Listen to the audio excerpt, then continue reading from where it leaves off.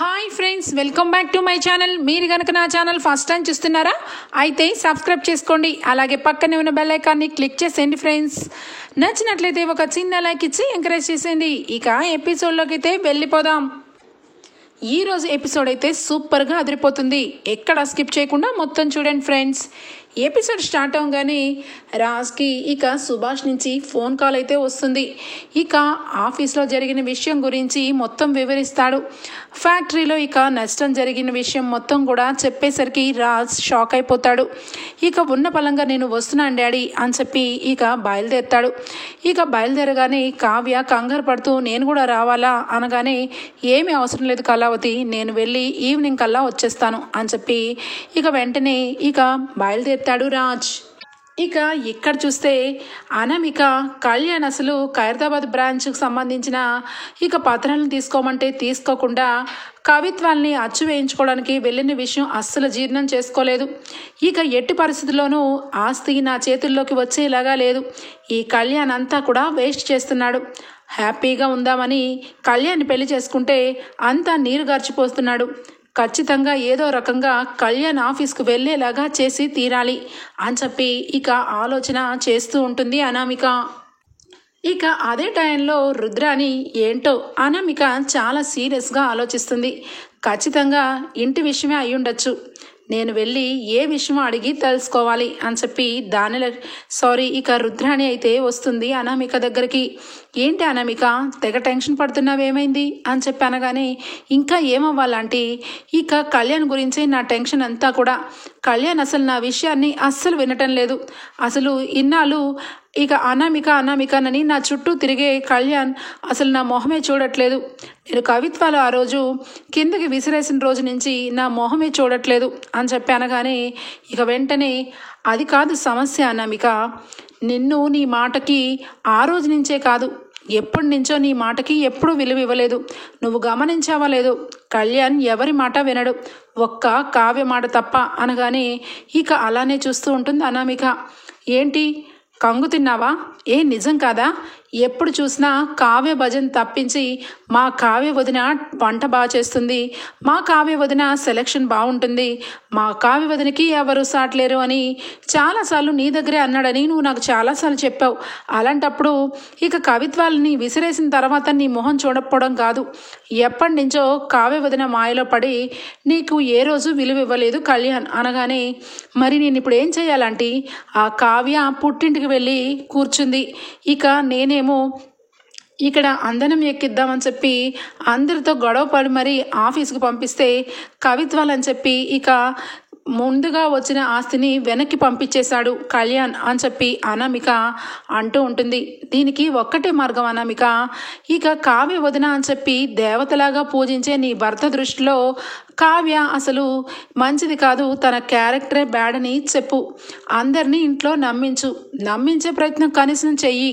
ఖచ్చితంగా ఏదో ఒక రోజు కావ్య మీద కళ్యాణ్కి అసహ్యం పుడుతుంది, అప్పుడు ఖచ్చితంగా నీ మాట వింటాడు కదా అనగానే ఏం చేయాలంటే కావ్య గురించి ఏం చెప్తే నమ్ముతాడు అనగానే నేను ఏమనాలో కూడా నాకు అర్థం కావట్లేదు. మొన్న మన ఇద్దరం ఏమనుకున్నాం ఏంటి, ఈ కావ్యలో చాలా మార్పే వచ్చింది, ఈ మధ్య తెగ ఆనందపడిపోతుంది, ఇంతలో ఇక వాళ్ళ బావ వస్తే వాళ్ళ బావతో రాసుకొని పూసుకొని తిరుగుతుంది, అసలు కావ్యకి వాళ్ళ బావకి ఏమన్నా సంబంధం ఉందా అని చెప్పి నువ్వే కదా నా దగ్గరకు వచ్చి చెప్పావు అనగానే అవునాంటీ చెప్పాను, కానీ వాళ్ళ బావతో కదా ఇక అలా ఉందని చెప్పి అనుకున్నాం కదా అనగానే ఎందుకు అలా అనుకోవాలి, ఖచ్చితంగా అదే మన ఆసరాగా తీసుకొని వాళ్ళిద్దరికి అంటగడితే ఖచ్చితంగా తన క్యారెక్టర్ బ్యాడ్ అవుతుంది కదా అనగానే అవునాంటీ నిజమే, కానీ ఎవరు నమ్ముతారు అనగానే నమ్మే ప్రయత్నం చెయ్యాలి.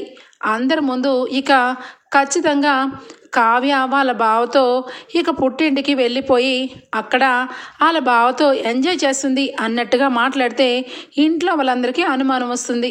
ఖచ్చితంగా ఏదో ఒక టైంలో ఒక్క క్షణమైనా ఆలోచించక మానరు.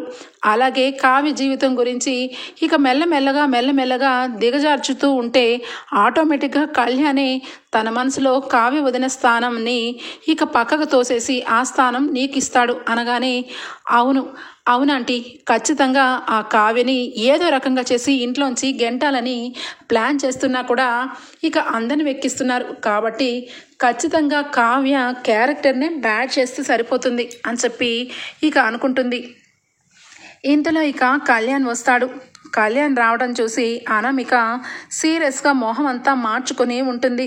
ఇక రాగానే అనామిక ఈ బ్రీఫ్ కేస్ తీసుకొని లోపల పెట్టు అనగానే అసలు మొహం కనీసం పక్కకు తిప్పేసి మీరే వెళ్ళి పెట్టుకోండి అని చెప్పి అంటుంది. ఆ మాటలకి అదేంటి అనామిక, కనీసం బయట నుండి వచ్చినప్పుడు బ్రీఫ్ కేస్ తీసుకొని లోపల కూడా పెట్టలేవా అనగానే పెట్టలేను, ఎందుకంటే మీరు నా గురించి కష్టపడట్లేదు, మీ ఆత్మాభిమానం కోసం కష్టపడుతున్నారు.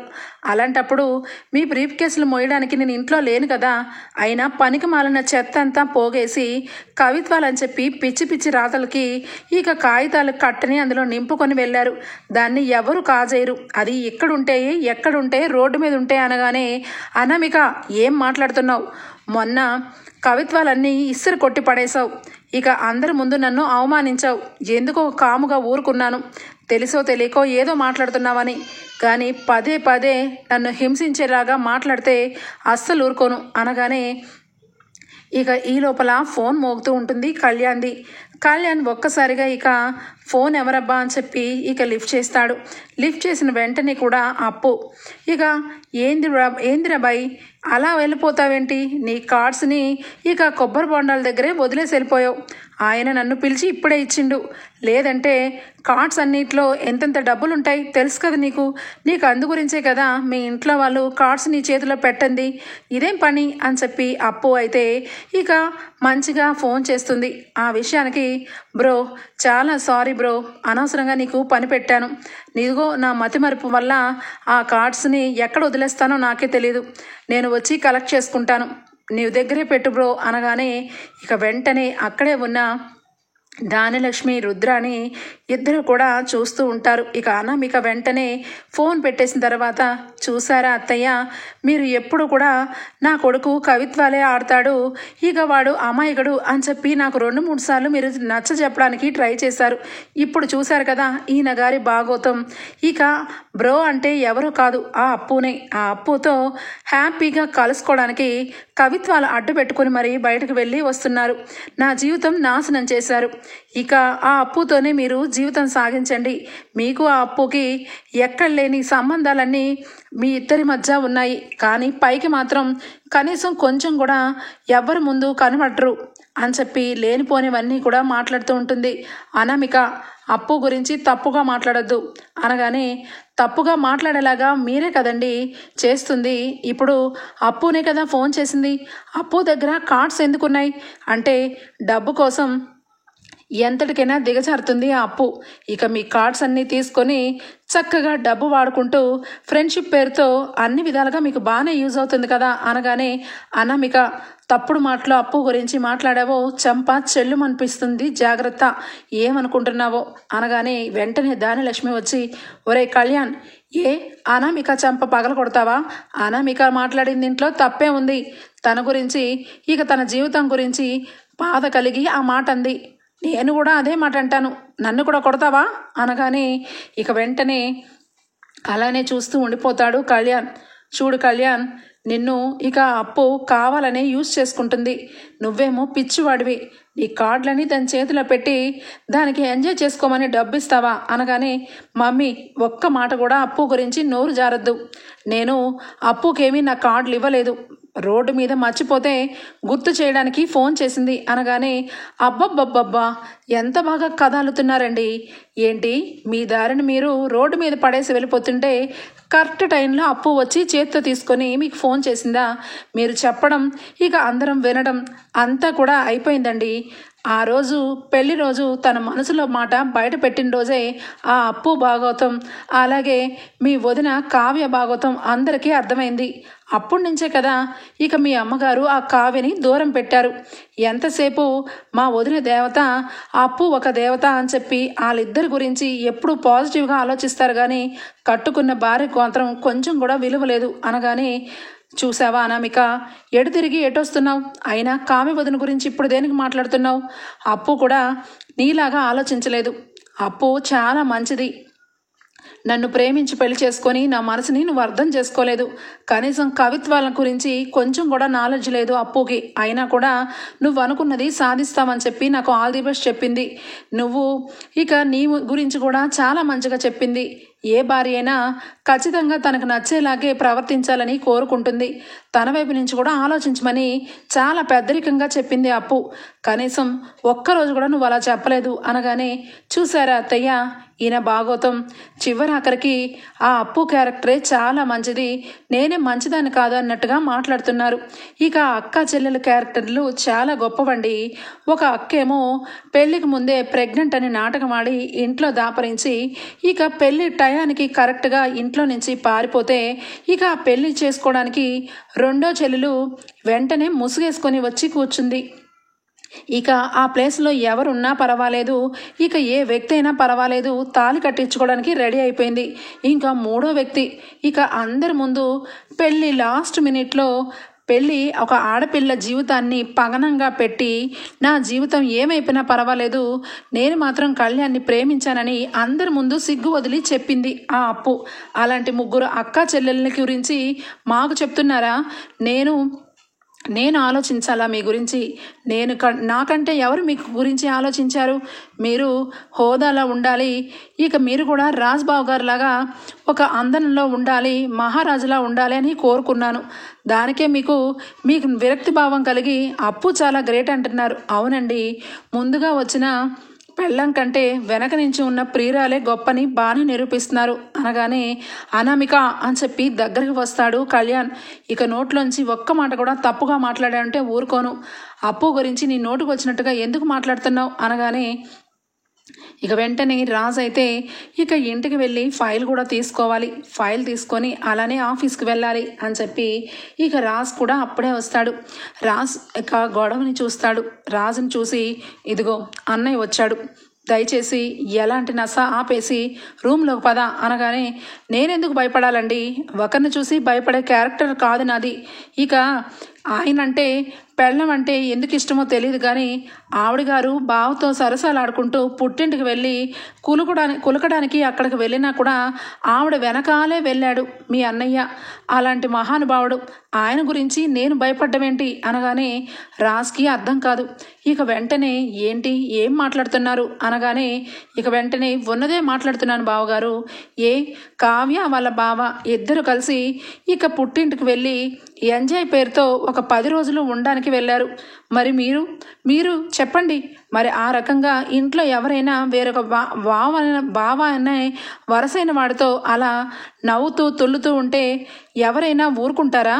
అంతెందుకు, నేనే మా బావతో క్లోజ్గా ఉంటే ఇంట్లో ఎవరైనా నన్ను ఈడ్చి కొట్టేవాళ్ళు కాదా?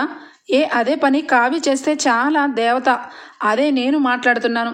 ఇప్పుడు చెప్పండి, ఇక ఖచ్చితంగా ఈరోజు నిలదీసి అడుగుతున్నాను, చెప్పండి బావగారు, కావ్య వాళ్ళ బావతో ఆ ఏకలు పకపకలు రాసుకొని పూసుకొని తిరగడాలు ఇదంతా కూడా మంచి పనేనా అని చెప్పి అనామిక అడుగుతుంది.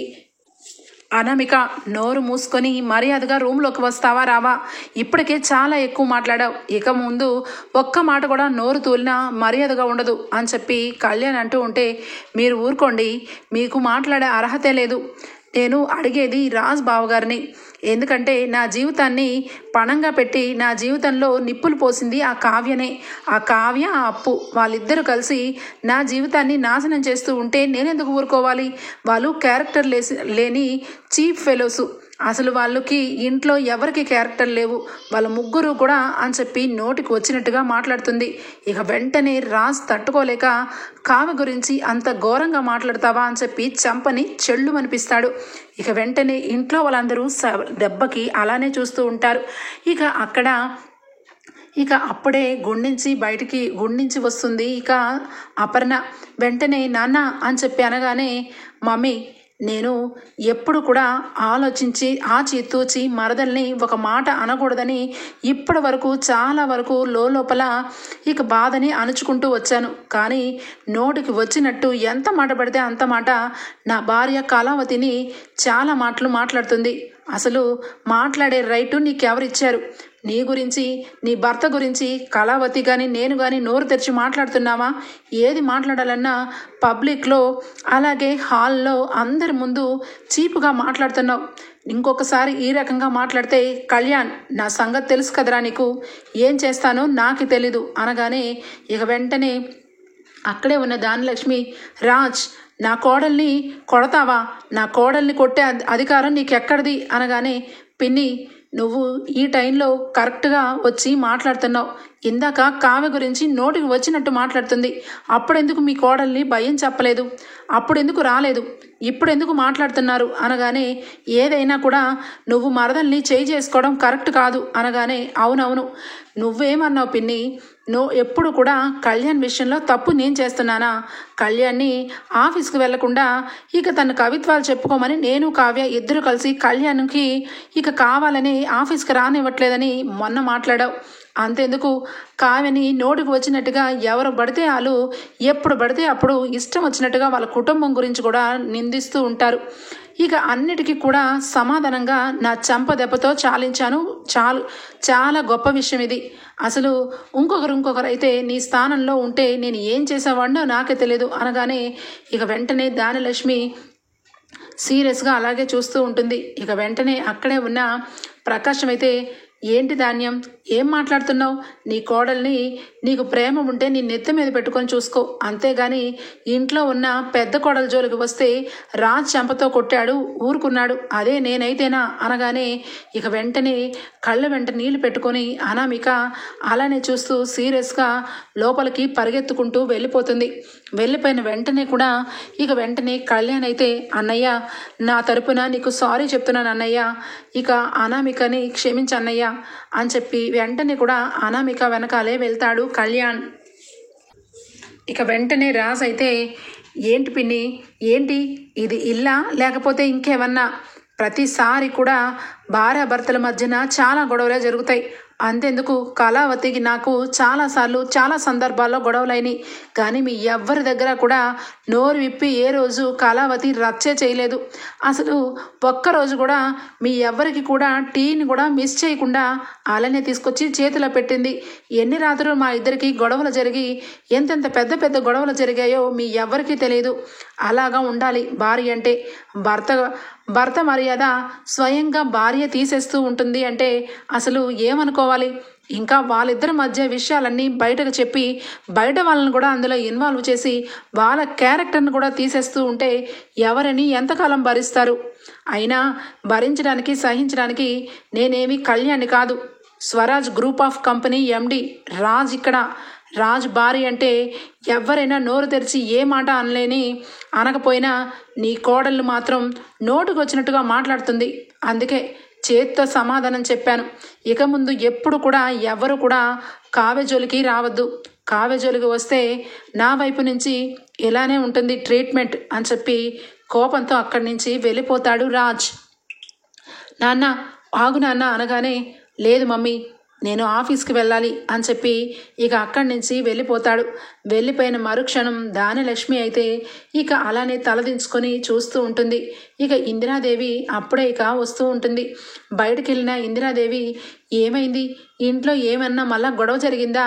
అపర్ణ ఏంటి మళ్ళా గొడవ జరిగిందా అని చెప్పి అడుగుతూ ఉంటే, అవునత్తయ్య గారు, కానీ చిన్న గొడవే జరిగిందిలేండి, మీరు కూర్చోండి అనగానే, లేదత్తయ్య చాలా పెద్ద గొడవే జరిగింది. మీ పెద్ద కోడలు ఎప్పుడు చూసినా ఏదో ఒకటి ఇక వాళ్ళ తప్పైనప్పుడు కప్పిపుచ్చా చెప్తుంది. నా కోడల్ని మీ మనముడు రాజ్ చేయి చేసుకున్నాడు. నా కోడలు జీవితంలోకి వచ్చి నా కోడలు చంప మీద కొట్టాడు. ఇక నా కోడలు ఇంట్లో ఎందుకుంటుంది? అలాగే నా కొడుకు జీవితంలోంచి కూడా వెళ్ళిపోతుంది. మీ అందరికీ చాలా సంతోషమైన విషయమే కదా అని చెప్పి దానిలక్ష్మి అయితే ఇక అందరినీ అపార్థం చేసుకొని మాట్లాడుతూ ఉంటుంది. ఇక వెంటనే ఆపు దానిలక్ష్మి, నీ నోటికి వచ్చినట్టుగా నా కొడుకు మీద నిందలు వేస్తే అస్సలు ఊరుకునేది లేదు అని చెప్పి జరిగిన విషయం అపర్ణ చెప్తుంది ఇందిరాదేవికి. ఇందిరాదేవి వెంటనే కూడా దానిలక్ష్మి, నువ్వు అసలు ఏమనుకోవాలి, కోడల్ని ఎప్పుడు కూడా చేతిలో పెట్టుకొని ఆడించాలని, ఇక ఈ రుద్రానిలాగా ఉండకూడదు, కోడల్ని ఎప్పుడు కూడా ప్రేమగా చూసుకొని మరీ నెత్తి మీద పెట్టుకొని ఊరేగేలాగా నీలాగా ఉండకూడదు, అపర్ణలాగా ప్రేమగా ఎంతవరకు చూడాలో అంతవరకు చూస్తే ఏ కోడలైనా ఇంటికి దీపం పెట్టడానికి వచ్చిన కోడలు సవ్యంగా కాపురం చేసుకుంటుంది. అంతేగాని ఇదిగో పెళ్ళయి ఇంకా నెల కూడా కాలేదు, అప్పుడే ఎన్ని గొడవలో. అనామికకి నోరు అదుపులో పెట్టుకోమని చెప్పాల్సింది పోయి ఇంకా పైగా రాజు మీద నిందలు వేస్తావా? ఈ రోజుకి రాజే లేకపోతే ఈ కుటుంబమే లేదు, అసలు మర్చిపోయావా నువ్వు? రాజు మీదే నిందలు వేసే అంత స్థాయికి వచ్చావా నువ్వు అని చెప్పి దానిలక్ష్మికి బాగా నోరు మూయిస్తుంది ఇందిరాదేవి. ఇక ప్రకాశం కూడా అప్పటికి వస్తాడు కాబట్టి వెంటనే, అమ్మ దానికి ఈ మధ్య బాగా నెత్తి మీద కళ్ళెక్కాయి, ఇక ఆ కళ్ళు దిగే వరకు అలాగే నిందలు వేస్తూ ఉంటుంది. ఇక ఆవిడ గారి భర్తకి ఇక అన్నయ్య ఏదో ఒకటి అన్నాడని అన్నయ్య మీద విరుచుకుపడి అన్నయ్యతో నాకు స్వయంగా సారీ చెప్పించింది. అన్నయ్య కళ్ళల్లో ఎప్పుడూ లేని బాధని ఈరోజు చూశాను. ఇక ఒక కొడుకుని కన్నావు, కొడుకుకి కవిత్వాలంటే ఇష్టం, చిన్నప్పటి నుంచి కవిత్వాలు ఇష్టం. ఆ కవిత్వాలు తన కాళ్ళ మీద తను ఇక లైఫ్లో వెదగాలని, ఏదో సాధించాలని వెళ్తున్న కొడుకుని వెనక్కి లాగుతూ ఇదిగో ఈ పనికిరాని కోడల్ని నెత్తి మీద పెట్టుకుంటూ ఇంట్లో లక్ష్మీదేవిలాగా అందరి బాగోగులు చూసే కావ్య మీదే నిందలు వేద్దామని చూస్తున్నారా? రాజు కాబట్టి చెంపదెబ్బ కొట్టి ఊరుకున్నాడు, అదే నేనైతేనా పుట్టింటికి గెంటేసేవాణ్ణి అని చెప్పి అనగానే ఇక వెంటనే దెబ్బకి సైలెంట్ అయిపోతుంది. ఈ ఇంట్లో పద్దాక రాజులాగా ఉండాలి అని చెప్పి కోరుకోవడమే చాలా తప్పు. అసలు రాజులాగా ఏ రకంగా ఉంటాడు కళ్యాణ్ ఏ రోజైనా ఆఫీస్కి వచ్చాడా? ఆఫీస్లో ఫైల్స్ ఎక్కడ ఉంటాయో తెలుసా?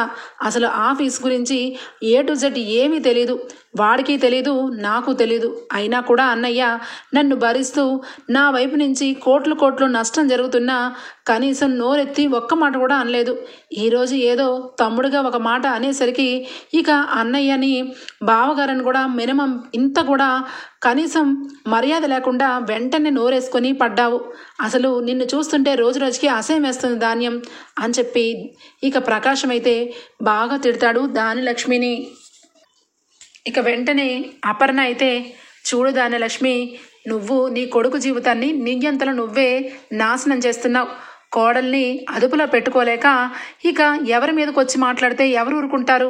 నీ కోడలు నోరుని ముయ్యించి నీ కొడుకుతో మూసుకొని కాపురం చేసుకోమని చెప్పు, అంతవరకే. అంతకు మించి ఎవరు కోడళ్ళ జోలికి వచ్చినా ఎవరు ఊరుకోరు. రాజ్ నిజంగానే కొట్టాడు, అదే ప్రకాశం అన్నట్టుగా నేను గనక తక్కువ ఎక్కువ మాట్లాడినట్టుగా వింటే 2 చెంపలు పగలకొట్టి వాళ్ళ పుట్టింటికి నెట్టేసేదాన్ని. చాలా వరకు రాజ్ చాలా మంచివాడు కాబట్టి ఒక చెంప దెబ్బ కొట్టి వదిలేశాడు. ఇంకొకసారి ఏ రోజు కూడా కావ్య జోలికి వస్తే మాత్రం ఇక నేనైతే అస్సలు ఊరుకునేదే లేదు అని చెప్పి అపర్ణ కూడా అంటుంది. ఇక ప్రకాశం, అపర్ణ, ఇందిరాదేవి అందరూ కూడా దానిలక్ష్మిని తప్పుపడతారు. దానిలక్ష్మికి లోపల ఇక ఒక రకంగా మాడిపోతూ మశానం అయిపోతూ ఉంటుంది. ఇక నా కోడలు, నా కొడుకు, అలాగే నేను, వీళ్ళ ముగ్గురం కూడా, మా ముగ్గురం అంటే అందరికీ కూడా చాలా వరకు చీపే, అందుకే నోటుకు వచ్చినట్టుగా మాట్లాడతారు అని చెప్పి ఇక అనుకుంటూ లోపల కుళ్ళిపోతూ ఉంటుంది. ఇక వెంటనే రుద్రాణి వచ్చి, చూడు వదిన, నేను కూడా ఒకప్పుడు నీలాగే ఆలోచించేదాన్ని. అప్పుడు అందరూ కలిసి నా మీద కుట్ర చేసి ఆ రాహుల్ని ఆ స్వప్నకిచ్చి పెళ్లి చేయొద్దంటే వినకుండా రాహుల్ మోసం చేశాడు. స్వప్న చాలా మంచి పిల్ల అని చెప్పి ఇంటికి తీసుకొచ్చి పెళ్లి చేశారు. చివరాఖరికి వాడి గొంతు కోశారు. వాడికి ఇంతవరకు మనశ్శాంతి లేకుండా, వాడు రోడ్ల మీద ఒక ఉద్యోగం లేకుండా వాడిని ఒక కీలు బొమ్మని చేసి వదిలేశారు. ఇక ఇటు కళ్యాణ్ వాడు ఏదో వాడికి అదృష్టం ఉందని ప్రేమించి పెళ్లి చేసుకుంటే చాలా సంతోషించాను, కానీ వాడి జీవితాన్ని కూడా కావాలని నాశనం చేస్తున్నారు ఈ ఇంట్లో అందరూ కలిసి. ఇప్పటికైనా కళ్ళు తెరుచుకొని ఇక ఒక్కసారి నిజంలోంచి బయటికి రా అని చెప్పి, అబద్ధంలోంచి బయటికి రా అని చెప్పి దానిలక్ష్మికి ఇక ఆలోచించే టైం లేకుండా వెంటనే నూరిపోయడం స్టార్ట్ చేస్తుంది ఇక రుద్రాణి. అవును రుద్రాణి, నువ్వు చెప్పింది 100% నిజం. నాకు కూడా తెలియక ఇన్నాళ్ళు ఆ కావ్య అంటే చాలా మంచిదని నేను కూడా కావ్య కావ్య అనేదాన్ని. కానీ కావ్య చాలా కుట్ర చేస్తుందని ఆ పెళ్లి రోజే నాకు తెలిసింది. అందుకే అప్పటి నుంచి నేను ఎంతలో ఉంచాలో అంతలోనే ఉంచాను అని చెప్పి అనగానే, ఇదిగో దానిలక్ష్మి వదిన, నీకు నేను ఫేవర్గానే చెప్తున్నాను. నువ్వు నన్ను ఎంతైనా అనుకో, ఎన్నైనా చూడు, కానీ నా స్థానంలో నిన్ను ఊహించుకుంటున్నాను. ఇక కళ్యాణ్ స్థానంలో రాహుల్ని ఊహించుకుంటున్నాను. మేమిద్దరం ఈ ఇంట్లో ఉన్నా కూడా మాకు విలువ లేకుండా అయిపోయింది. ఏదో రోజు ఈ ఇంటికి సమానమైన హక్కు గల కళ్యాణ్ కూడా ఇక రాహుల్ లాగా ఉద్యోగం ఏమీ లేకుండా అలా తిరుగుతూ ఉంటే నేను సహించలేను. ఎంతైనా వాడికి నేను అత్తనవుతాను. వాడు నన్ను అత్త అనుకోకపోయినా వాడికి నేను అత్తనే. అలాగే వదిన, నువ్వు నాకు అపర్ణ వదిన ఇద్దరు సమానమే. కానీ అపర్ణ వదిన ఎప్పుడు కూడా ఇక పై లెవెల్లోనే ఉంటుంది. నువ్వు పాపం ఎప్పుడు చూసినా ఇక అందరికంటే తగ్గే ఉంటావు. అలాంటప్పుడు నువ్వు ఏ తప్పు చేయకపోయినా అందరూ కలిసి నిన్ను నిందిస్తూ ఉంటే నువ్వెందుకు ఊరుకుంటున్నావు వదిన అని చెప్పి అనగానే, ఏం చేయమంటావు రుద్రాని, నా భర్తకి మతి మరుపు. నా కొడుకు ఇక కవిత్వాల పిచ్చిలో వాడు కూడా ఆఫీస్కి వెళ్ళనని కూర్చుంటున్నాడు. ఇలాంటి టైంలో వాళ్ళిద్దరినీ పక్కన పెట్టుకొని నేను విడిగా వచ్చి ఏం సాధించగలను?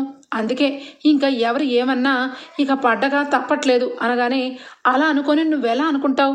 ఖచ్చితంగా నీ కోడలు చదువుకుంది, ఇక చాలా గొప్ప తెలివైంది. అలాంటప్పుడు ఇక ఆస్తిని భాగాలు చేయమని అడుగు.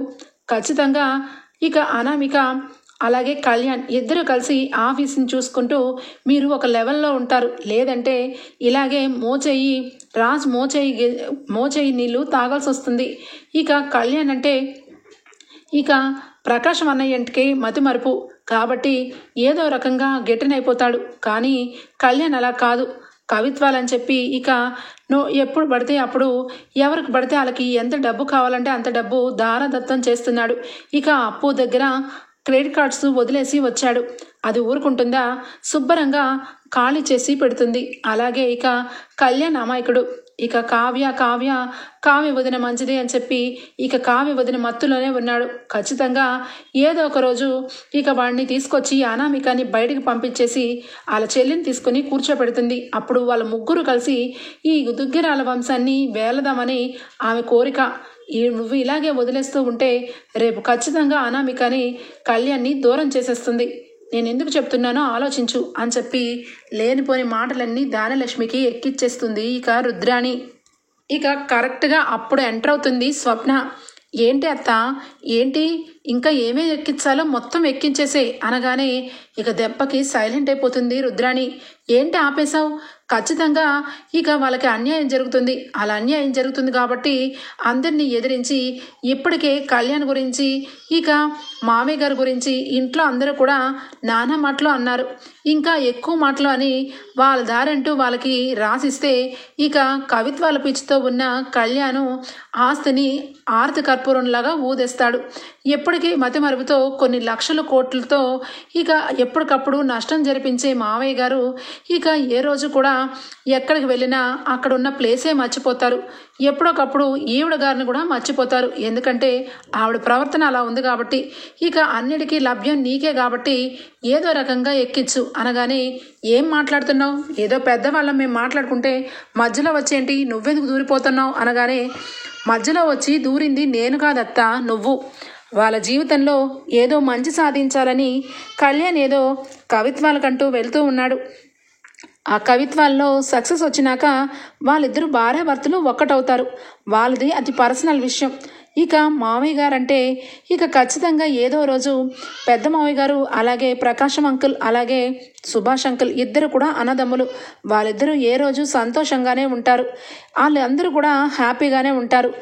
కావాలని నీ కొడుకు ఇక పనికి మాలిన వాళ్ళలాగా తిరుగుతున్నాడని, వాడికంటూ ఏ ఉద్యోగం లేదని బాగానే ప్లాన్ చేసి ఇక దానిలక్ష్మి గారిని రెచ్చగొడుతున్నావు. ఇదిగోండి, నేను మా ఇంట్లో వాళ్ళ గురించి మీరు ఎన్ని మాట్లాడినా మీ గురించి ఒక మంచి మాట చెప్తాను. మీకు ఇష్టం ఉన్నా లేకపోయినా ఈ రుద్రాణి అత్త చెప్పిన మాట మీరు విన్నారు అంటే ఖచ్చితంగా ఏదో రోజు రోడ్డు మీద పడ్డం ఖాయం. అది మాత్రం డ్యామ్ షూర్గా చెప్తున్నాను. నా మాట వింటే వినండి, లేకపోతే లేదు.